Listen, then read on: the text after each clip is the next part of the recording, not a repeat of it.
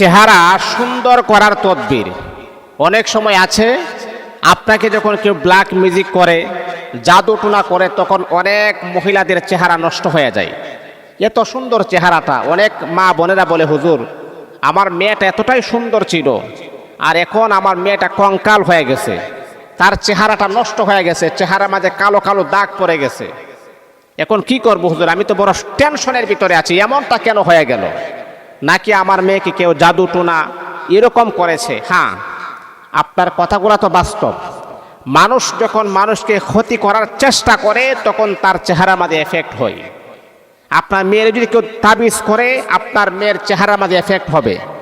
আপনার মেয়েকে যদি কেউ জাদু টুনা করে, আপনার মেয়ের চেহারা নষ্ট হয়ে যাবে, এটাই স্বাভাবিক।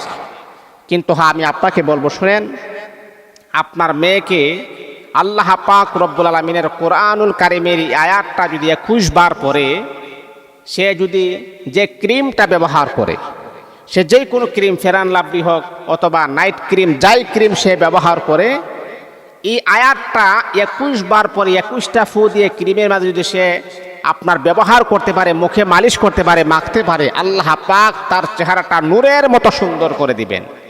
আবার তার চেহারা সুন্দর হবে, আবার তার ফিটনেস সুন্দর হবে, আবার তার চেহারাটা নূরের মতো ঝলকমলক করবে। এই জন্য আমি আপনাদেরকে সাজেস্ট করব, আল্লাহ পাক রব্বুল আলামিনের কোরআনের আয়াতটা হচ্ছে ওয়াইদা বাতস্তুম জাব্বারিন।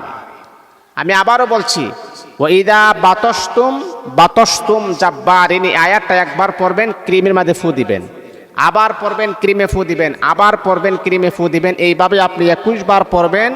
21টা ফু দিয়ে যখন ক্রিমটা ইউজ করবেন, আল্লাহ পাক রব্বুল আলামিন আপনার চেহারার লাবণ্যতা আমার আল্লাহ আবার ফিরে নিয়ে আসবে, চেহারার মাঝে নূর আসবে, চেহারাটা আলোকিত হবে। জাদু টোনা যা কিছু করেছেন ইনশাআল্লাহ সব কিছু নষ্ট হয়ে যাবে।